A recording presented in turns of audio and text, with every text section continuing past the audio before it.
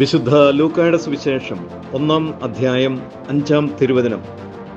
ഹെറോദേസ് യൂദയ രാജാവായിരുന്ന കാലത്ത് അബിയായുടെ ഗണത്തിൽ സഖറിയ എന്ന ഒരു പുരോഹിതൻ ഉണ്ടായിരുന്നു. അഹ്റോന്റെ പുത്രിമാരിൽപ്പെട്ട എലിസബത്ത് ആയിരുന്നു അവന്റെ ഭാര്യ. ഈശോയിൽ സ്നേഹം നിറഞ്ഞ സഹോദരങ്ങളെ, വിശുദ്ധ ലൂക്ക തൻ്റെ സുവിശേഷം ആരംഭിക്കുമ്പോൾ ചരിത്രപരമായ ഒരു പശ്ചാത്തലം വിവരിച്ചുകൊണ്ടാണ് ഈ സുവിശേഷത്തിൻ്റെ രചന നിർവഹിക്കുന്നത്. കാരണം ഹെറോദേസ് രാജാവ് യൂദയായിൽ ഭരണം നടത്തിയിരുന്ന കാലഘട്ടം ചരിത്രത്തിൽ രേഖപ്പെടുത്തിയിരിക്കുന്നതാണ്. നാം ഇപ്രകാരം ഇതിനെ മനസ്സിലാക്കാൻ സാധിക്കും. ഇസ്രായേൽ ജനം ഈജിപ്തിലെ അടിമത്തത്തിൽ നിന്നും പുറപ്പെട്ടു പോന്നതിന് ശേഷം ന്യായാധിപന്മാരാണ് സാമുവേൽ പ്രവാചകന്റെ കാലം വരെയും ഭരണം നടത്തിയിരുന്നത്. സാമുവേൽ പ്രവാചകന്റെ കാലം മുതൽ ആദ്യത്തെ രാജാവായ സാവുൾ രാജാവാവുകയും പിന്നീട് ബാബിലോൺ പ്രവാസം വരെയും വ്യത്യസ്തരായ രാജാക്കന്മാരുടെ കീഴിൽ ഇസ്രായേൽ ജനം ഭരണം നടത്തപ്പെട്ടു പോന്നു. ബാബിലോൺ പ്രവാസത്തിന് ശേഷം തിരിച്ചു വന്ന ഇസ്രായേൽ ജനത്തെ ഭരിച്ചിരുന്നത് പുരോഹിതന്മാരായിരുന്നു, ലേവ്യ പുരോഹിതന്മാർ. അങ്ങനെ ലേവ്യ പുരോഹിതന്മാരുടെ ഭരണത്തിന്റെ അവസാനം ജോൺ ഹെർക്കേദിയോസ് എന്ന പുരോഹിതനും അദ്ദേഹം രാജാവുമായിരുന്നു.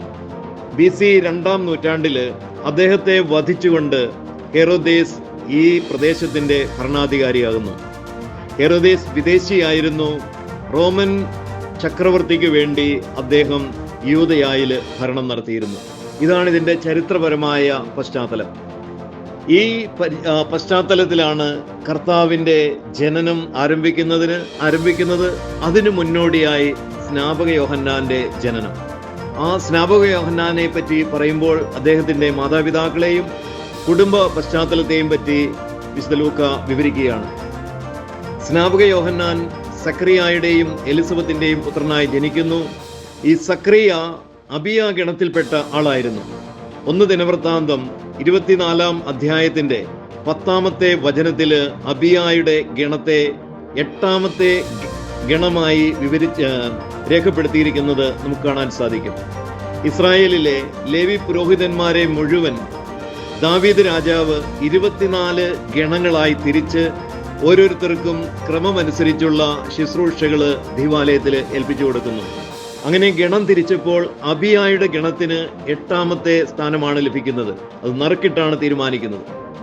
ഈ 8-ാമത്തെ ഗണത്തെ പറ്റി പിതാക്കന്മാർ പഠിപ്പിക്കുന്നത് പഴയ നിയമത്തിന്റെ കാര്യങ്ങൾ വരുമ്പോൾ 7 സാബത്ത് ദിവസമാണ് 7ഓടുകൂടി തീരുകയാണ്. എന്നാൽ പഴയ നിയമത്തിന്റെ സാബത്തിന് ശേഷം 8-ാമത്തെ ദിവസം എന്ന് പറയുന്നത് പുതിയ നിയമ സഭയുടെ കാലഘട്ടമാണ്. അപ്പോൾ അബിയായുടെ ഗണം പ്രത്യേകമായി ഇവിടെ പരാമർശിക്കുമ്പോൾ അത് പുതിയ നിയമത്തിന്റെ ആരംഭത്തെക്കുറിച്ച് കൂടി സൂചന നൽകുകയാണ്. അബിയായുടെ ഗണത്തിൽപ്പെട്ട പുരോഹിതനായിരുന്നു സെക്കറിയ. നമുക്കിതിന്റെ ഗണം തിരിക്കല് 1 ദിനവൃത്താന്തം 24-ാമത്തെ അധ്യായം മുഴുവൻ വായിച്ചാൽ മനസ്സിലാക്കാൻ സാധിക്കും. അതുപോലെ തന്നെ എലിസബത്ത് അഹ്റോന്റെ പുത്രിമാരിൽപ്പെട്ട ഒരുവളായിരുന്നു.